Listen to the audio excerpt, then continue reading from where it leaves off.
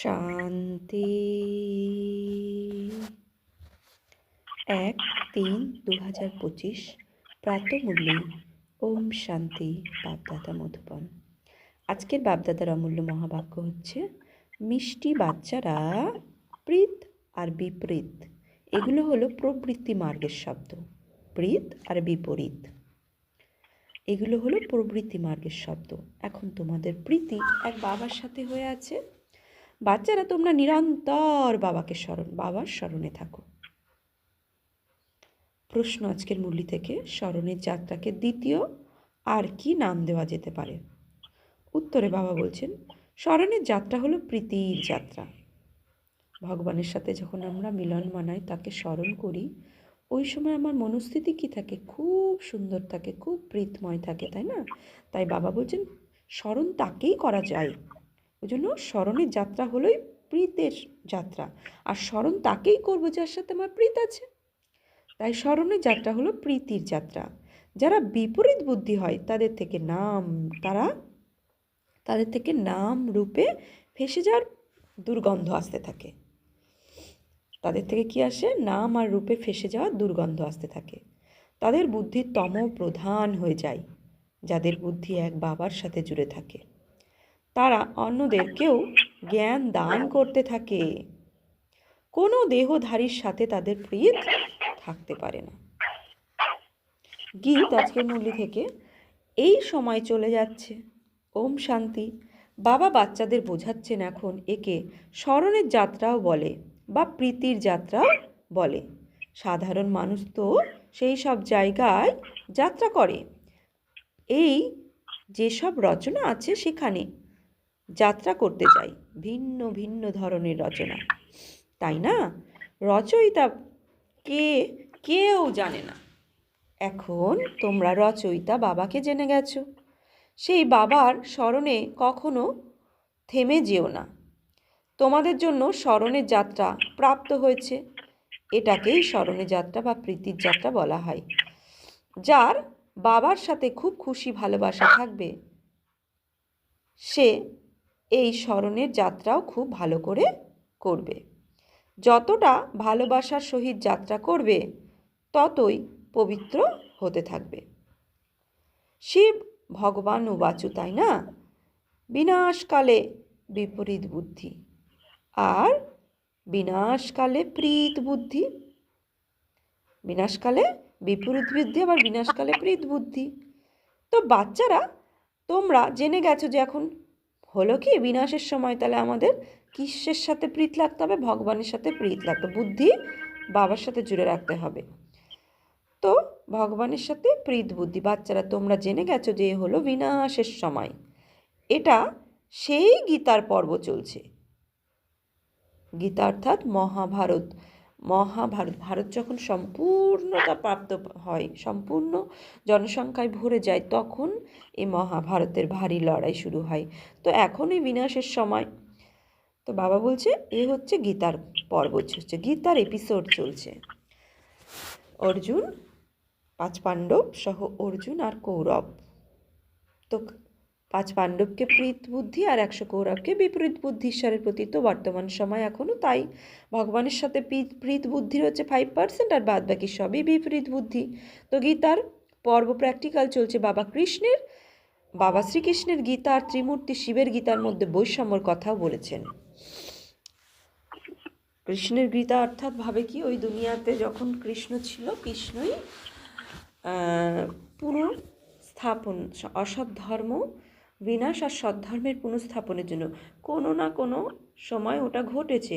কিন্তু প্র্যাকটিক্যালি গীতা এখানে ত্রিমূর্তি শিবের গীতা অর্থাৎ পরমপিতা পরমাত্মা নিরাকার মহাজ্যোতি যখন আসেন, প্র্যাকটিক্যালি যে পার্থক্য, এখন প্র্যাকটিক্যালি গীতা চলছে। আর আমরা এখন বসে ভাবি গীতা অন্য সময় হয়েছে বা অন্য সময় মহাভারতের কাহিনী রয়েছে, সেই জন্য বৈষম্য, যেটার কথা ভগবান বলছে। এখন গীতার ভগবানকে পরমপিতা পরমাত্মা শিব ভগবান উবাচু, তাই হচ্ছে বৈষম্য। কেবলমাত্র শিব শব্দ লিখবে না, কেননা শিব নামও অনেকের আছে। এই জন্য পরমপিতা পরমাত্মা লিখলে তিনি যে সুপ্রিম তা বোঝা যায়। কেউ তো নিজেকে পরমপিতা বলতে পারে না। সন্ন্যাসীরা শিবহং বলে দেয়। তারা তো বাবাকে স্মরণ করতেই জানে না, বাবাকেই জানে না। বাবার সাথে প্রীতি নেই। প্রীত আর বিপরীত, এটা হলো প্রবৃত্তি মার্গের জন্য। কোনো কোনো বাচ্চার বাবার সাথে প্রীত বুদ্ধি থাকে, কারোর আবার বিপরীত বুদ্ধিও হয়ে যায়। তোমাদের মধ্যেও এমনটি হয়। বাবার সাথে ভালোবাসা তাদেরই থাকে যারা বাবার সার্ভিসে তৎপর থাকে। বাবা ছাড়া আর কারোর সাথে ভালোবাসা হতে পারে না। সে বাবাকেই বলে যে, বাবা আমি তো তোমারই সেবাধারী আছি। এখানে ব্রহ্মা বাবার কথাই নেই। সে বাবার সাথে যে আত্মাদের ভালোবাসা থাকবে তারা অবশ্যই সেবাধারী হবে। তাহলে সেবাধারী কারা হবে? যারা শিব বাবার সাথে ভালোবাসা থাকবে। তারা ঈশ্বরীয় পরিবারের সেবা বলতেই তারা এত বাবার প্রতি প্রেম, তারা সহজেই চলে আসবে। যে কোনো সেবা, চাহে বাসন মাজার সেবা হোক, চাহে ভোগ রান্না করার সেবা হোক, চাহে ঘর সাফাই করার সেবা হোক, চাহে বাবার সাজানোর সেবা হোক। তো সেবা মানে সেবা। তো বাবার প্রতি যার প্রীত আছে সে বাবার অনুষ্ঠানে না চাইতেও চলে আসবে। সমস্যা থাকা সত্ত্বেও সমস্যাকে পার করে সে চলে আসবে। তো বাবার প্রতি প্রীত থাকার এটাই প্রমাণ। তাই সে সেবাধারী হবে। এখন ব্রহ্মা বাবার কথাই নেই। বলছে এখানে ব্রহ্মা বাবার কথাই নেই, শিব বাবার সাথে যে আমাদের আত্মার ভালোবাসা থাকবে। তো অনেকে দেহধারী ব্রহ্মা বাবাকে দেখে পিছু হাঁটে। তো বাবা বলছে শিব বাবার সাথে, কেননা ব্রহ্মা বাবাও শিব বাবার সাথে জুড়ে আছে, তার কথা স্মরণ করে, তার অবশ্যই সেবাধারী হবে। তো শিব বাবার সাথেই তারা সার্ভিস করতে থাকবে। প্রীত না থাকলে তো বিপরীত হয়ে যাবে। বিপরীত বুদ্ধির অবস্থা কি হয়? বিনাশন্তি। প্রীত বুদ্ধি বিজয়ন্তী, বিপরীত বুদ্ধি বিনাশন্তি। বাবার সাথে যে আত্মার ভালোবাসা থাকবে সে সাহায্যকারী হবে। যত ভালোবাসা ততই সার্ভিসে সহায়ক হবে। স্মরণই করে না, তার অর্থ হলো ভালোবাসা নেই। স্মরণ না করার অর্থ কি? ভালোবাসা নেই। পুনরায় দেহধারীর সাথে ভালোবাসা হয়ে যায়। মানুষকে নিজের স্মৃতিচিহ্ন রেখে মানুষকে নিজের স্মৃতিচিহ্ন রূপে কিছু জিনিস দেয়, তাই না? তার স্মরণ অবশ্যই আসে। এখন বাচ্চারা, বাবা তোমাদের অবিনাশী জ্ঞান রত্নের সওগাত দিচ্ছেন, যার দ্বারা তোমরা রাজত্ব প্রাপ্ত করো। বাবা অবিনাশী জ্ঞান রত্নে দান করেন, তাই প্রীত বুদ্ধি হও। তোমরা এখন জেনে গেছো যে বাবা সকলের কল্যাণ করতে এসেছেন, আমাদেরকেও সেবাধারী হতে হবে। এইরকম প্রীত বুদ্ধিরাই বিজয়ন্তী হয়। যে স্মরণই করে না সে প্রীত বুদ্ধি হতে পারে না। বাবার সাথে ভালোবাসা হলে, স্মরণ করলে তবে তো বিকর্ম বিনাশ হবে, আর অন্যদেরকেও কল্যাণের রাস্তা বলতে পারবে। তোমাদের ব্রাহ্মণ বাচ্চাদের মধ্যেও প্রীত এবং বিপরীত দুই রকমের আত্মা আছে। বাবাকে বেশি স্মরণ করে মানে ভালোবাসা আছে। বাবা বলেন, আমাকে নিরন্তর স্মরণ করো, আমার সহায়তাকারী হও। রচনার এক রচয়িতা বাবারই স্মরণ থাকা চাই। কোনো রচনাকে স্মরণ করো না। জগতে তো কেউ রচয়িতাকে জানেই না, তাই স্মরণও করে না। সন্ন্যাসীরা ব্রহ্মাকে স্মরণ করে, সেটাও তো রচনা হয়ে গেল, তাই না?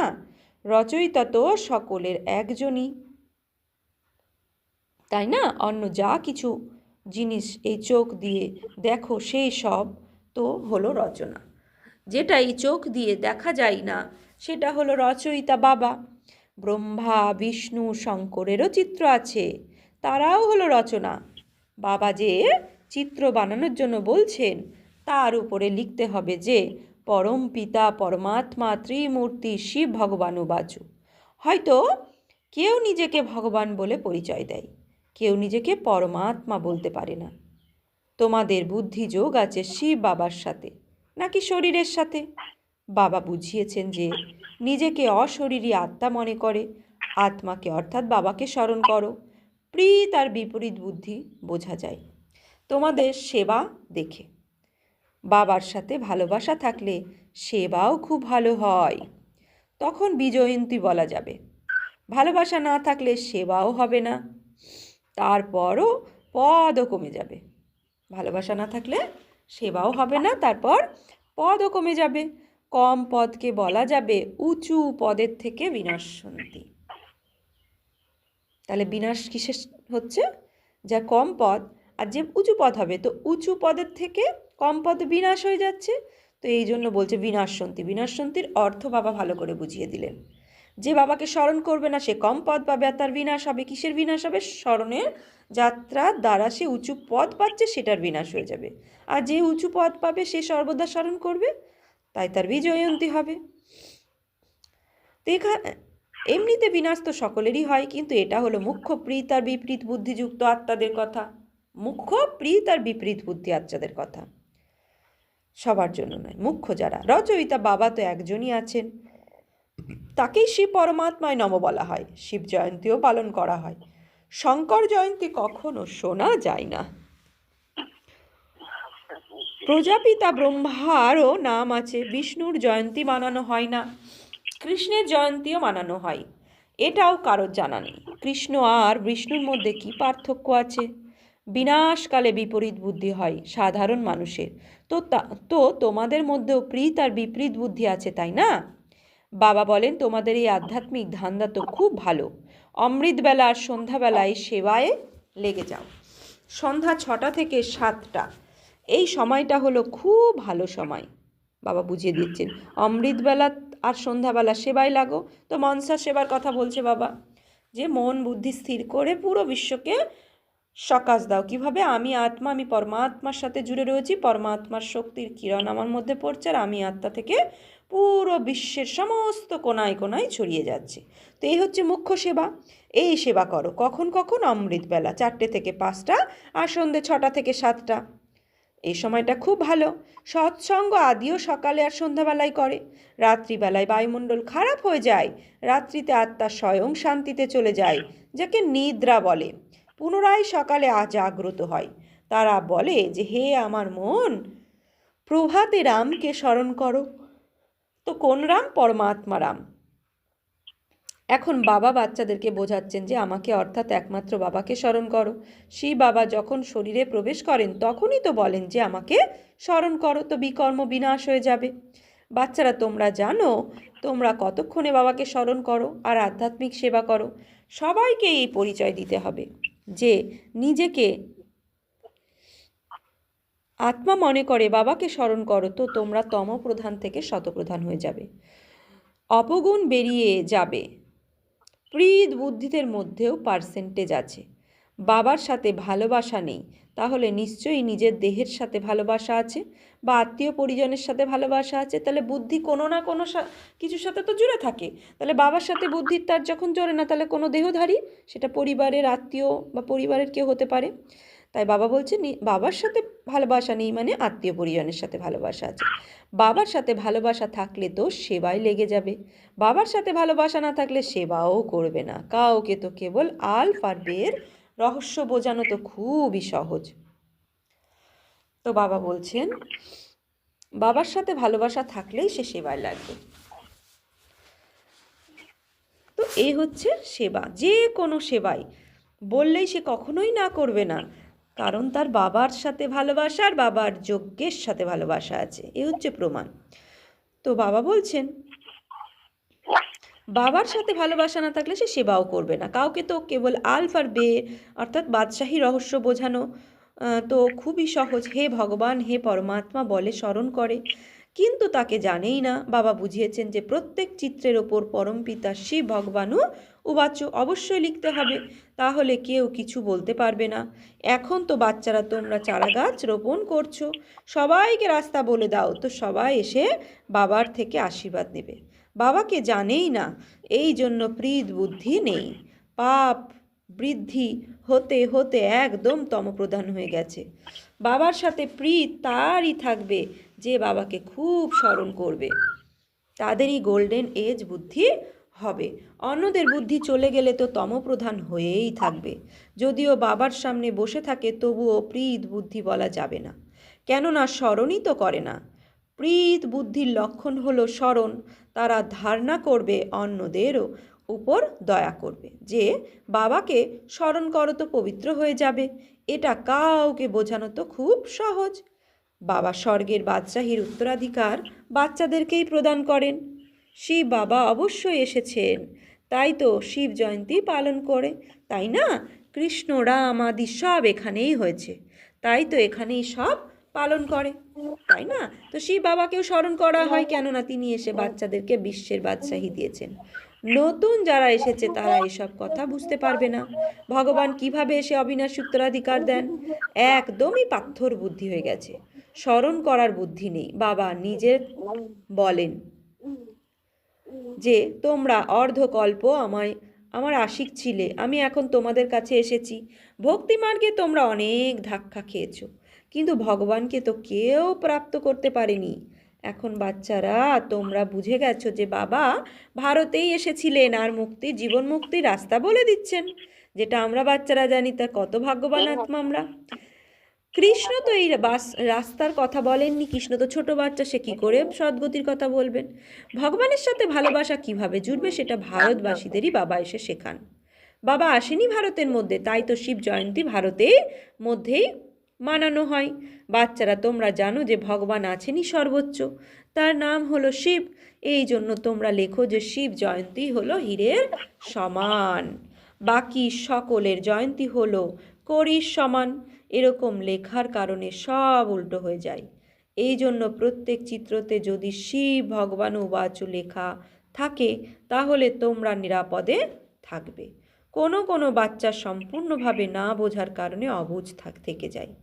প্রথমত বুদ্ধিতে মায়ার গ্রহের দশা বসে, প্রথমে তো বুদ্ধিতে মায়ার গ্রহের দশা বসে, বাবার সাথে বুদ্ধিযোগ ভেঙে যায়, যার জন্য একদম উপর থেকে নিচে পড়ে যায়।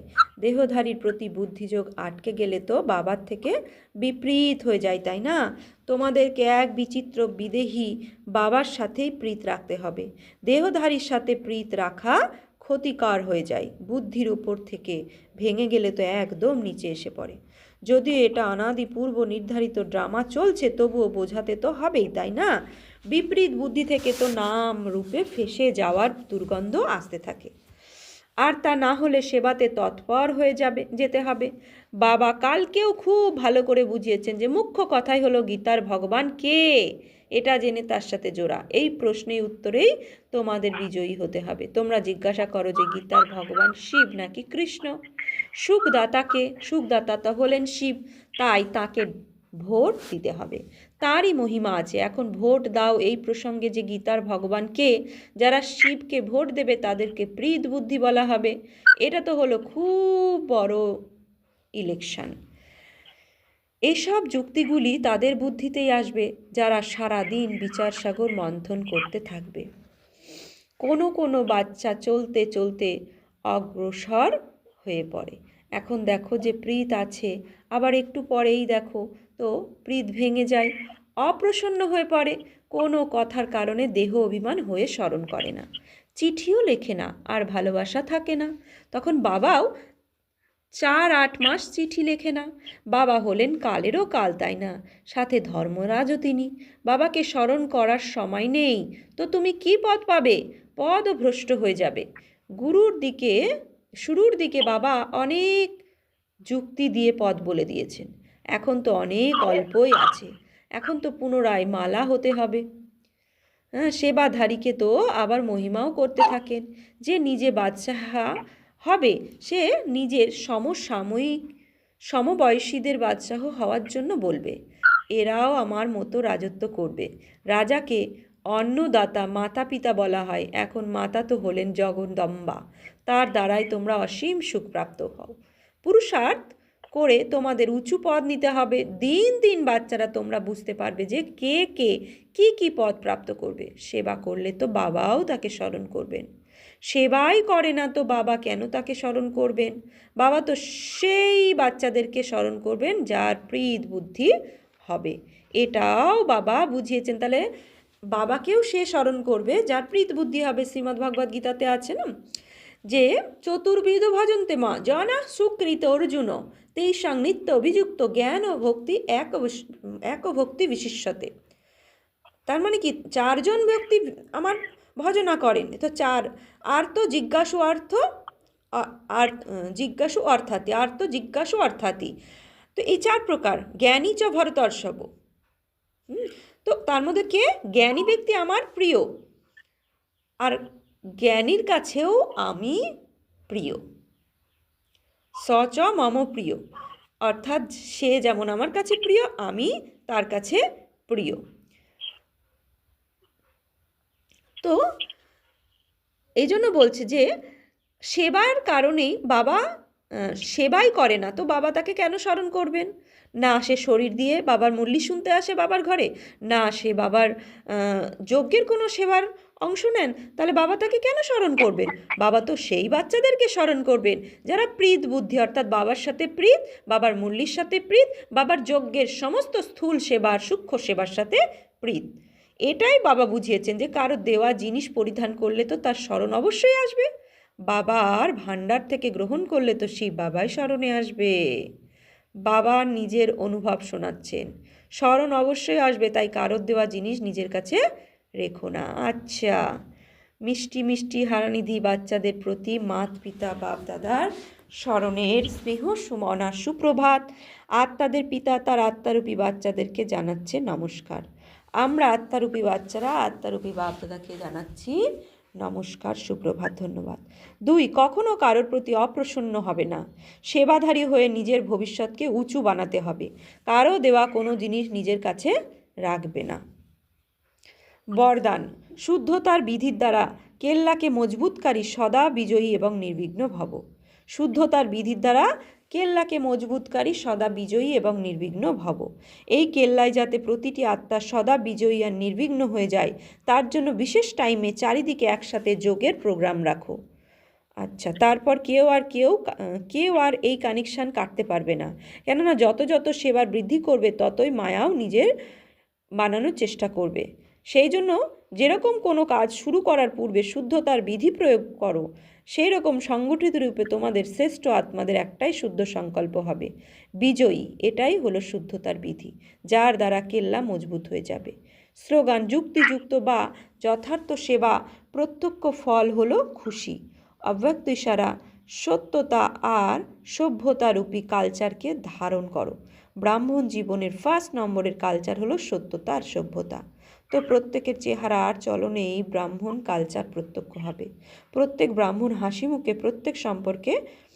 প্রত্যেকের সম্পর্কে আসবে। কেউ যেরকমই হোক, তোমরা নিজেদের এই কালচার কখনো ত্যাগ করবে না, তাহলে সহজেই পরমাত্মা প্রত্যক্ষতার নিমিত্ত হয়ে যাবে। আচ্ছা, ওম শান্তি। আজকে সমান নেব আমি নির্বিঘ্ন আত্মা ভব।